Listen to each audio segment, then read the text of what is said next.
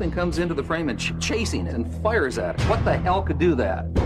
This time on Unexplained Mysteries, Undercover UFOs, we'll investigate important clues that prove the government is engaged in a massive UFO cover-up. Our government has flat out lied to us for 40 years or more. We'll show you the government's distortion of the truth. This is that's lying through your teeth to the American people. The military's mysterious black projects based on alien technology. Is this otherworldly technology that's being applied to Air Force black projects? The scientist who was ordered to study an alien UFO. Our group basically was to back engineer them and see how it was fabricated and try and duplicate some of that technology with earthly materials. The military cover-up of a dangerous UFO threat to our nuclear air bases. Whatever this was flying around could just penetrate all these defenses at will. And the government's use of threats and fear to suppress the truth. The powers that be knew I was targeted. There would be a high price for me to pay. You'll find out why the government is reluctant to admit the possible existence of life on other planets. The reason being that it could cause widespread social unrest and possible deterioration of government control. We'll hear from witnesses of saucer-shaped craft that might have been designed and built by the Air Force. My gosh, those are flying saucers. Those things really do exist. And we'll give you our final analysis in our UNX report as we blow the lid off the government's UFO conspiracy on Unexplained Mysteries, Undercover UFOs. Since the first sighting of a UFO, evidence suggests the U.S. government has lied to the American public to cover up the existence of alien spacecraft.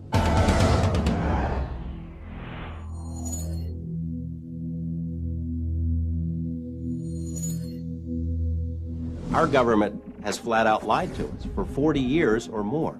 They've threatened people and intimidated people. They've spied on UFO groups, infiltrated UFO groups, spied on researchers, compiled dossiers. Their response is bordered on paranoia. The CIA says that it does not collect information on UFOs, and it hasn't since the 50s. There are reams of documents squeezed out of the CIA that indicate that they have on staff CIA UFO experts, agency personnel monitoring the situation on an ongoing basis. They lie. The Air Force studied UFOs closely. A squadron of pilots had a unique mission: find and photograph UFOs. Pilot Guy Kirkwood witnessed an amazing scene: 16 unidentified objects 2 miles away. They broke rank and just started moving all over. They were below us, they were above us, they were out in front of us, and accelerating, literally at lightning speed. And a dot in the distance, maybe several miles away from you at that point, maybe a pencil point, all of a sudden closing on you at the rate of several thousand miles an hour, and a 36-foot object, which is basically almost the same size as our aircraft, a 36-foot wingspan. But all of a sudden this thing is just closing on you faster than you're able to think. The Air Force suddenly terminated the UFO search squadrons. Years later, Kirkwood started talking about what he saw, and 2 government agents accosted him. And they said, well, the government doesn't like the information being released, and to continue could be detrimental to your health. UFO experts maintain that the U.S. government conducts research at a top-secret base in Nevada, known as Area 51. An aerospace engineer who worked there could not believe what he saw. Got out of the bus, I was told to walk directly through the hangar, and immediately, even before entering the hangar, you can see the edge of a disc. This is your classic flying saucer, 2 inverted pie plates, if you wish, with a segmented larger area dome on top. Within minutes of that, I finally realized that this had nothing to do with something the government was producing. And that was quite shocking because everything inside was small. This is a full-size craft, 30, 35 feet in diameter, maybe 40. But you're looking at seats that are, 18 inches off the ground, obviously made, you know, for something smaller. And certainly wasn't made for children to play in. The U.S. government denies working on alien spacecraft. They also deny that Robert Lazar ever worked for them. Records of Lazar's employment have vanished. But two important items of information offer solid proof. A W-2 form stating that he worked for Naval Intelligence, and a listing of his name in a government lab phone book. After Lazar came forward, he was threatened by government agents. Many others suffered the same fate. One after another had visits from government personnel who basically intimidated or told them to back off, followed them around. I've been covering organized crime in Las Vegas for 10 years, dealing with mob hitmen and mob informants, people who have been in the witness protection program. The fear that is generated by this UFO subject for people who really know about it far outweighs the kind of fear that the mob inspires. I mean, people are more afraid of our government than they are of organized crime. Despite the risk, Lazar maintains his conviction. I am exactly sure of what I saw. I know what mainstream science is like. I know where physics stands. I know all of that. And this is an extraterrestrial craft. This technology is hundreds and hundreds of years in advance of us, and that's the end of that story. The U.S. government has a history of withholding secrets from the public. LSD experiments on human subjects, radiation tests over cities, the Stealth Fighter Project, and the U-2 spy plane. The government has a name for their policy of systematic lying to the public. It's called disinformation. Our government does it all the time. There are even printed guidelines for how cover stories, disinformation, are supposed to work. While serving at NATO headquarters, Bob Dean saw super secret documents dealing with UFO sightings called the Assessment. I have to be honest with you and tell you that that information literally changed my life, because I knew for the first time that this subject was not fantasy, it wasn't myth, wasn't legend, it was real, it was true. One of the reasons I'm violating my national security oath is that I believe that the American people are losing their Constitution because of the secrecy and the cover-up. Officially, the government investigated UFOs under the name Project Blue Book. Now, I look upon Blue Book itself as a little bit of disinformation, to tell the people, yes, we're doing something, when in reality, Blue Book, as we understood it, was simply a public relations front. Many experts feel the government will go to any length to conceal the truth.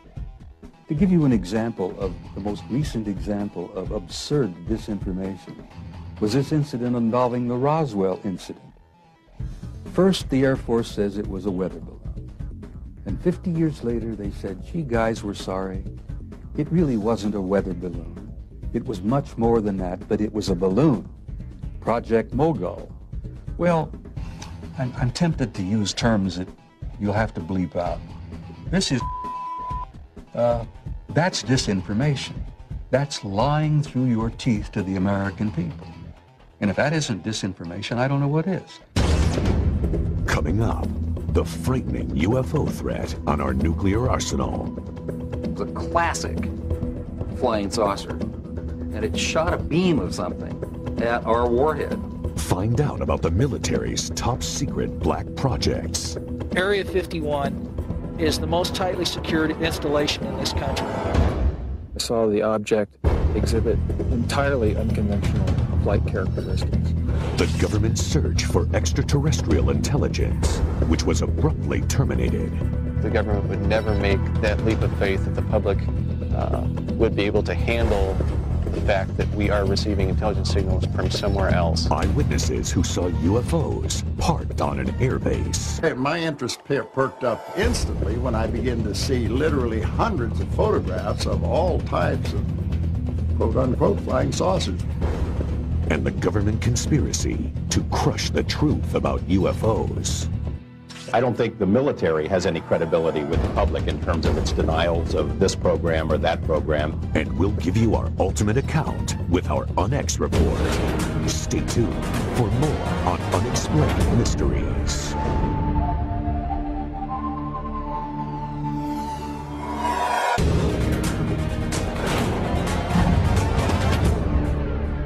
Unexplained Mysteries, Undercover UFOs.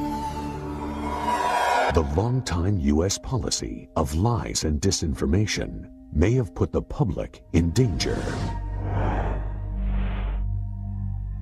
Security at several U.S. nuclear missile bases was breached when eyewitnesses reported bright lights just 200 feet from the missile silos. The speed it took off with, I've seen F-16s fly high rates of speed. And this was here and gone from a dead still hover. Wordsmith Air Force Base, Oscoda, Michigan. Shuttered now, it was an important part of Strategic Air Command's Northern Tier Nuclear Bomber Retaliation Force.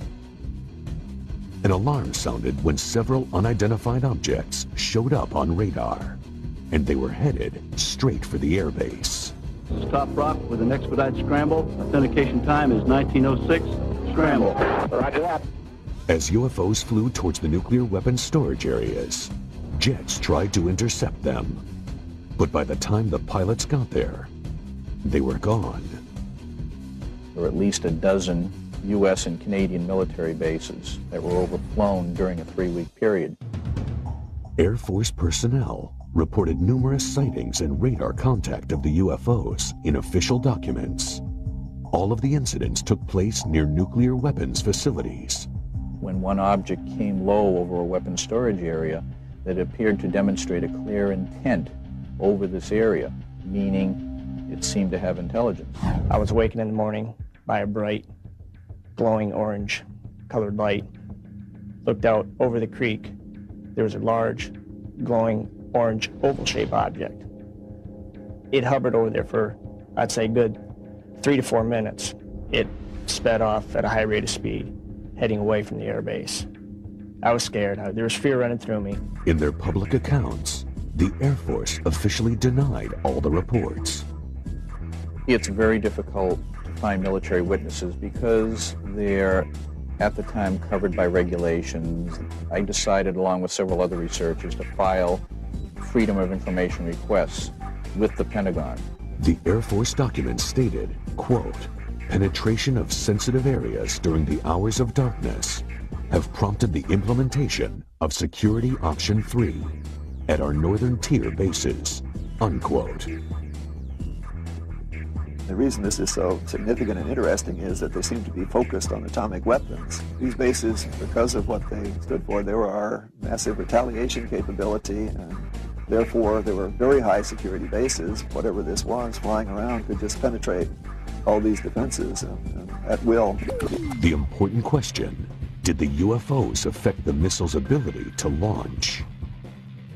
Malmstrom Air Force Base had several intrusions near missile silos, one involving an object which, according to one witness, hovered over the silo and somehow managed to change the tracking numbers on the missile. According to the witness, the missile had to be removed and retooled to make it work again. And to see this, not in UFO books, but in government military messages, was a real eye-opener. And I think that if the public had known that at the time, there would have been great alarm. About 10 years before, Air Force Lieutenant Robert Gibbs witnessed something remarkable.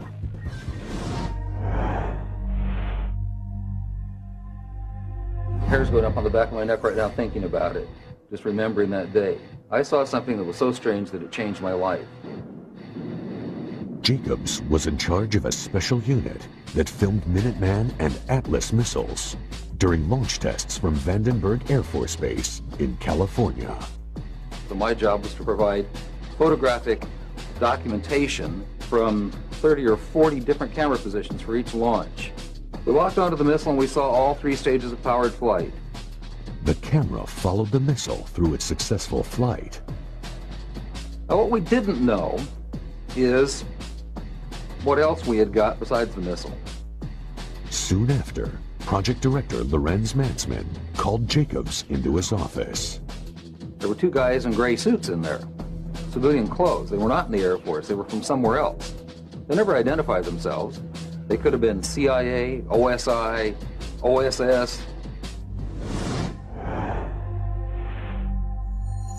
All four of the men watched the film of the missile flight. The nose cone spread out. The warhead was quite plainly visible. Something flew into the frame. What I saw was a circular object. It was a classic flying saucer. And it shot a beam of something at our warhead. You have to imagine this thing is flying along at several thousand miles an hour. This stuff is flying along, and something comes into the frame and chasing it. And comes in like this and fires at it, and goes around like this and fires at it, and goes around like this and fires at it, and fires at it like this, and then goes back out that way. What the hell could do that? Suddenly, Jacobs was in the hot seat. And he said, "What was that?" And I said, "It looks to me like we got a UFO." And he said, "You are never to say that again. As far as you're concerned, Lieutenant Jacobs, this never happened." And I was sworn to silence, reminded of the severity of a security breach, and told to leave the room. After keeping silent for many years, Jacobs went public. The Air Force responded with complete denial. The Air Force denied that I was ever there. Despite the existence of the film, the Air Force denied that Jacobs was in charge of the Special Photo Unit. They even denied he was in the Air Force at the time. They denied everything. Records reveal that Jacobs was in the Air Force, that he was in charge of the photo unit, and that he was filming that day. Major Matzman, his commanding officer who screened the film with him, wrote a letter confirming Jacobs' account of the UFO. The Air Force is probably not going to like this film, but there's nothing they can do about it. It exists, it documents the telescope, the people who were there, including me. And if there are any ramifications about it, I guess I just don't care anymore. Next on Unexplained Mysteries, is there a connection between top-secret black projects and UFO sightings? Certainly some of these things are going to look very strange. They're very unlike aircraft with which people are familiar. Is the military using alien technology in its black projects? I think the technology at Area 51 originally came from somewhere else. And what happens to people who want to get close to Area 51? I think that could be the biggest and perhaps the last mistake they are going to make in their life. We'll show you why NASA terminated its own probe that was getting information to life on Mars. They said that NASA or the government might want to consider keeping the information from the public. And the government abruptly stopped its search for extraterrestrial life. For certain people, that's not something that they want to either believe in or allow anybody to know that they believe in. We'll expose what the government does to military officers who report UFOs. I got letters from high-ranking officers that they had no record of such an aircraft ever existing. And we'll sum up the UFO conspiracy in our UNX report. There's much more to come on Unexplained Mysteries. Undercover UFOs. Black projects. That's the name for secret military development efforts. Certainly some of these things are going to look very strange. They're very unlike aircraft with which people are familiar. There seems to be a connection between black projects and UFO sightings. Well, certainly the history of the flying saucer phenomena suggests that in the past, classified programs resulted in a lot of reports of flying saucers. And if you see all of the instances where conventional aircraft have been misinterpreted as flying saucers, it's quite easy to understand how unconventional aircraft could receive a similar misinterpretation. In the Nevada desert, we have things out there that are literally out of this world. Groom Lake, Nevada, also known as Area 51, where experts believe the military is working on top-secret projects. They have a hangar near the south end of the ramp that appears to have doors that are almost 200 feet tall, 400 feet wide. You can put anything in there. One of the problems associated with Groom Lake is the fact that it is a place that does not officially exist. Area 51 is the most tightly secured installation in this country. It's guarded both over the air and on the ground by elite Air Force security police and Department of Energy special response teams. If someone came to me and said there's just absolutely nothing that's secret, and they decided they were going to hike into Area 51, I think that could be the biggest and perhaps the last mistake they are going to make in their life. There are rumors of a secret project called Aurora, in which the Air Force is said to be inventing a craft using highly advanced technology. I think there's a strong possibility that we have recovered some sort of alien technology and are trying to incorporate that into military programs. Are they really hiding something that's totally alien? Is this otherworldly technology that's being applied to Air Force black projects?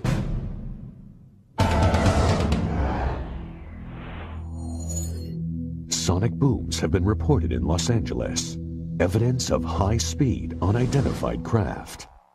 They've been traced back to Groom Lake, Nevada. We really can't tell what's moving. The only thing we see is a sonic boom, and that's telling us that something is moving faster than the speed of sound. So actually, we can't even tell it's an airplane. The military maintains its position of denial. Every time that there's a story about Aurora or the TR-3A Black Manta in the Popular Science or the New York Times or something else, Congress calls the Pentagon on the carpet and says, what's the deal? They want to know if these planes exist. And every time they've asked about those planes, they've been told there is no such thing. The military has established a pattern of denial concerning these highly capricious wild aircraft beginning in the late 50s and continuing to this day. 2 UFO experts investigated Area 51 up close.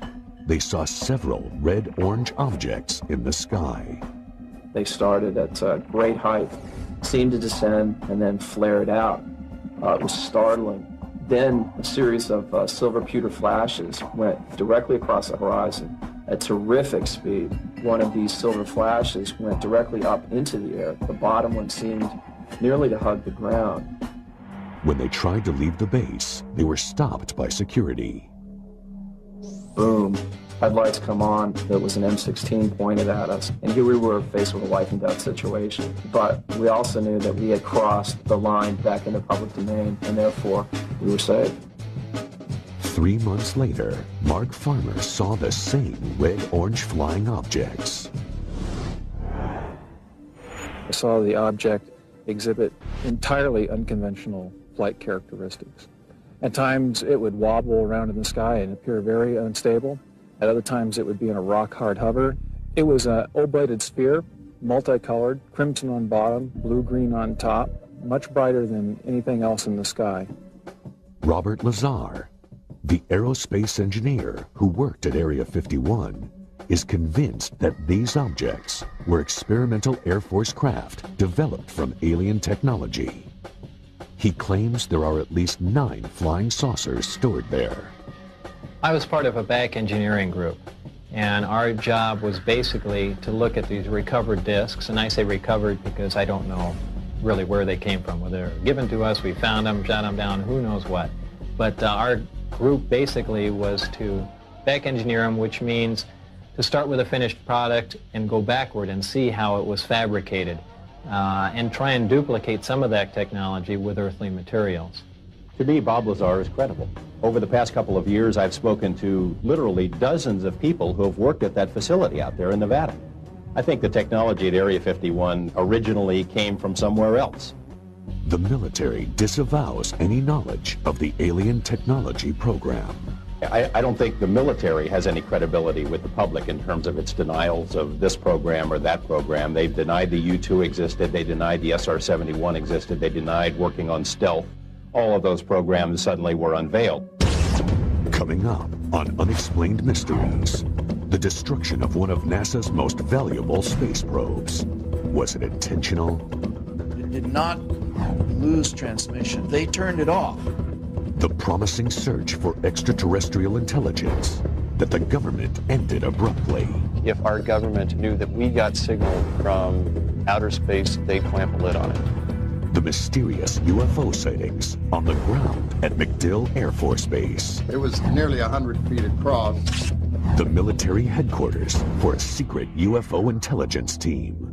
Wright-Patterson had something unique to our government, and that was the Technical Intelligence Organization. And the government's refusal to divulge UFO secrets. A lot of people say, well, how can something be kept secret? The F-117 stealth fighter was kept secret for approximately 10 years. And you'll get the ultimate rundown with our UNX report. More secrets, more revelations. Next on Unexplained Mysteries. Unexplained Mysteries, Undercover UFOs. The government's cover-up of alien life extends to other planets. The unmanned Mars Observer was packed with sensitive data-gathering equipment. But it never completed its mission. NASA blamed the failure on technical malfunction. But experts think there's more to NASA's story. It starts with a strange area on the red planet known as Cydonia. It's quite possible that NASA knows more about anomalous structures on Mars, possible extraterrestrials, even structures on our moon that they're not telling us about. There is sufficient evidence to indicate that some of the objects on Mars may possibly be artificial. NASA says the objects on Mars are just light and shadow. But 3D imaging reveals something startling. I was quite interested with the first photos and release of the face on Mars. But particularly I thought it was interesting the pyramidal structures. Some of these pyramids appear to have even a central stairway running up and down them. The more we look at these structures, the more we can see that there's something amazing here. Did NASA create a convenient malfunction to hide archaeological evidence of alien life? If some people want to go far beyond the edge of what's accepted in terms of imagery, see patterns on the rocks of Mars or on the moon or in the rings of Saturn, my view to that is mazel tov. Go ahead, do it. Try it out, make the proposals. These objects, if you measure carefully from the tops of the 5 that surround this city square point, you find an almost perfectly symmetrical pentagon. The Brookings Institution prepared a report for NASA. It contains a shocking recommendation. There is a section on what might occur if evidence of extraterrestrial existence was found on other planets. They said that NASA or the government might want to consider keeping the information from the public. The reason being that it could cause widespread social unrest and possible deterioration of government control. NASA claims the observer had an electrical failure. It did not lose transmission. They turned it off. And they turned it off after the instructions for going into orbit had been uploaded to the spacecraft. It was possible then that the spacecraft would go ahead, follow out those instructions, and go into orbit. Before we start saying how these rocket scientists messed up, and they did mess up, we have to keep realizing just how tough these projects are. That we're doing things out there in space every time we do it that no one even thought was possible a few years or decades ago. The search for extraterrestrial intelligence. Huge radio telescopes aimed at the sky. Their purpose? To capture radio signals from alien civilizations. But the program is shrouded in secrecy. I think if our government knew that we got signals, a dedicated signal from outer space somewhere, they'd clamp a lid on it. Our source, a space program engineer, knows the risks. If the powers that be knew I was talking to you, there would be a high price for me to pay. After years of denying the existence of UFOs, the government abruptly decides to spend millions on searching for aliens. But there's a catch. It's very hard to believe that the government would allow something this extraordinary to be released to the general public without scrutiny and censorship. In the Mojave Desert, the government set up Goldstone Station on a military base. It's RF quiet, which means there's not a lot of background noise when they're looking for signals. It's really ideal for this type of search.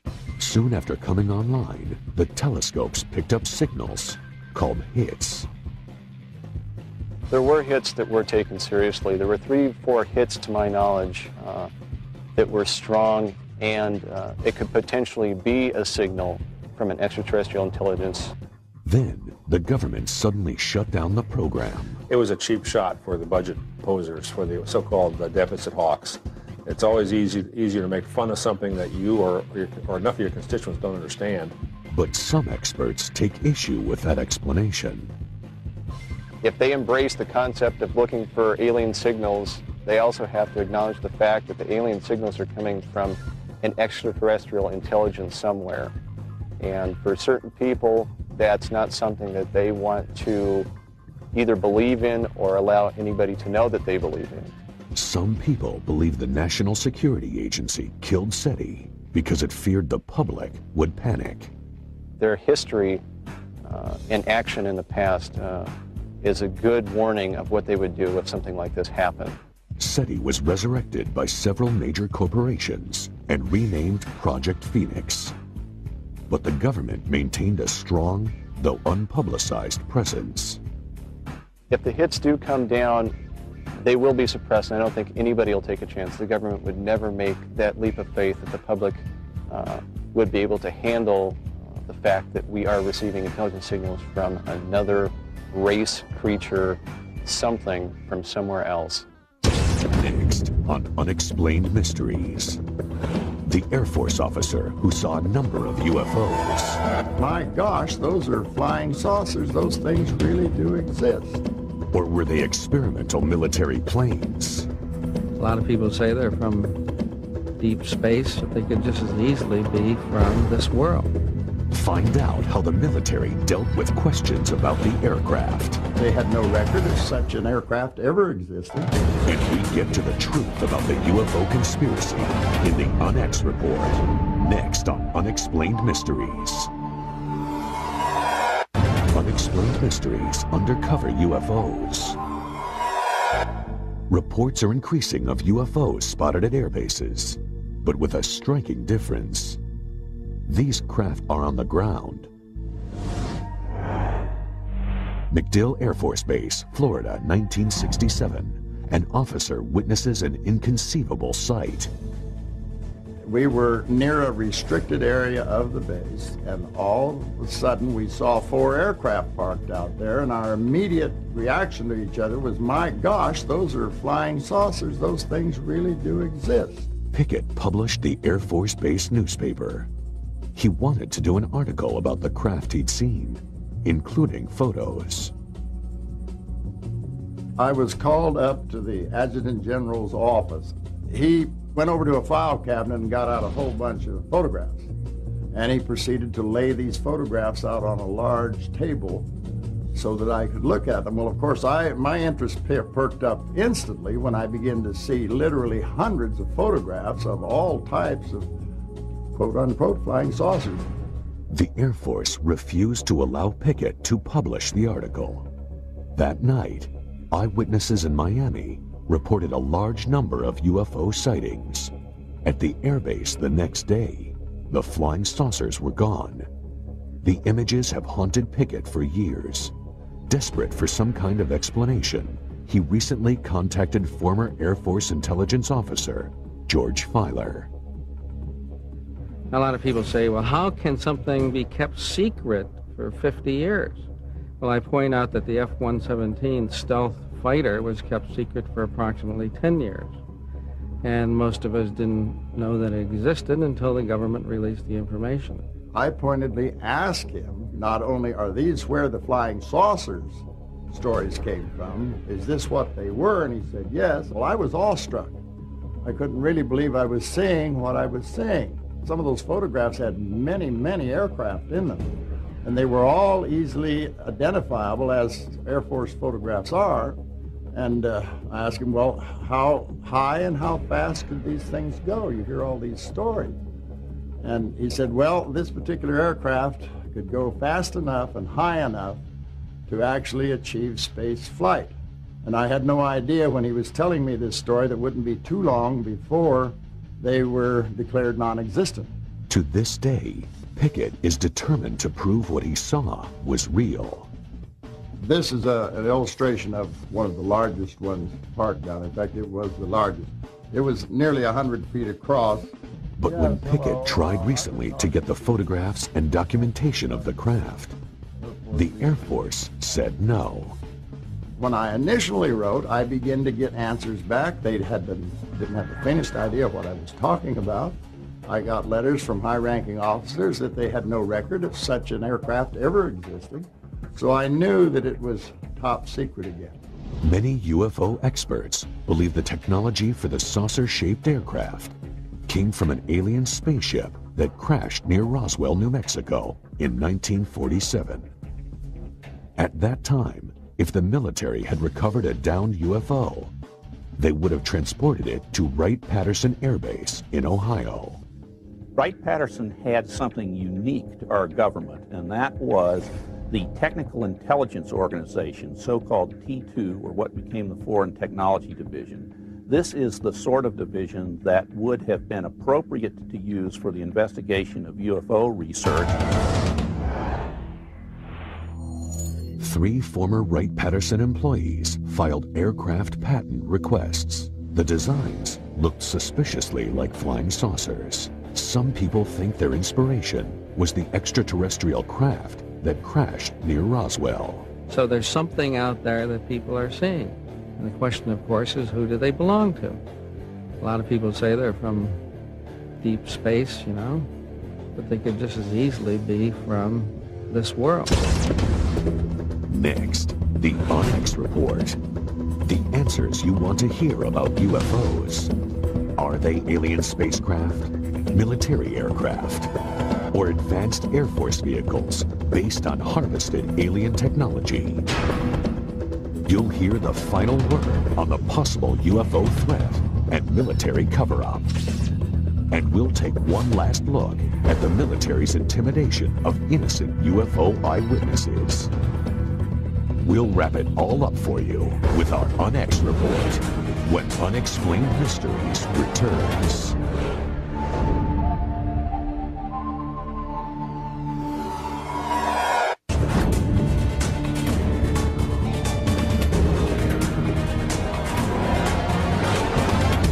And now for the Onyx Report. Experts believe the U.S. government is conducting a massive conspiracy to keep evidence about UFOs and aliens from the public. The military has established a pattern of denial concerning these highly capricious wild aircraft beginning in the late 50s and continuing to this day. Thousands of witnesses have reported seeing unknown flying craft with similar details. A 36-foot object, which is basically almost the same size as our aircraft, a 36-foot wingspan. This is a full-size craft, 35 feet in diameter. This is your classic flying saucer. And something comes into the frame and chasing it. And comes in like this and fires at it. And goes around like this and fires at it. And goes around like this and fires at it. And fires at it like this and then goes back out that way. What the hell could do that? The government UFO conspiracy begins with denial. And he said, "What was that?" And I said, "It looks to me like we got a UFO." And he said, "You are never to say that again. As far as you're concerned, Lieutenant Jacobs, this never happened." The government even has a word for its systematic pattern of lies: disinformation. Our government does it all the time. There are even printed guidelines for how cover stories, disinformation, are supposed to work. This is, that's disinformation. That's lying through your teeth to the American people. The conspiracy uses threats and intimidation, even targeting military personnel. If the powers that be knew I was talking to you, there would be a high price for me to pay. They've threatened people and intimidated people. They've spied on UFO groups, infiltrated UFO groups, spied on researchers, compiled dossiers. Their responses bordered on paranoia.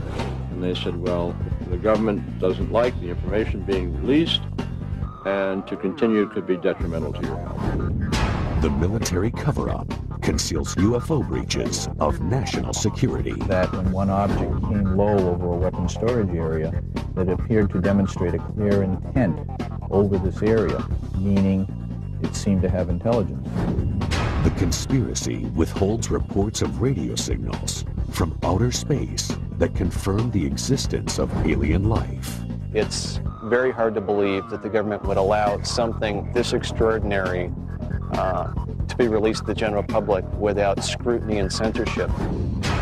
And the government denies the reverse engineering of their infamous black projects. I think there's a strong possibility that we have recovered some sort of alien technology and are trying to incorporate that into military programs. I got letters from high-ranking officers that they had no record of such an aircraft ever existing. Secrets can be kept. Secrets are kept. And every time they've asked about those planes, they've been told there is no such thing.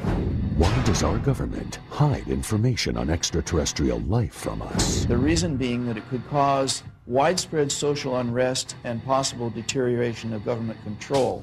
How do you prove a government cover-up when their tools are denial and disinformation? Only facts made public will verify the conspiracy.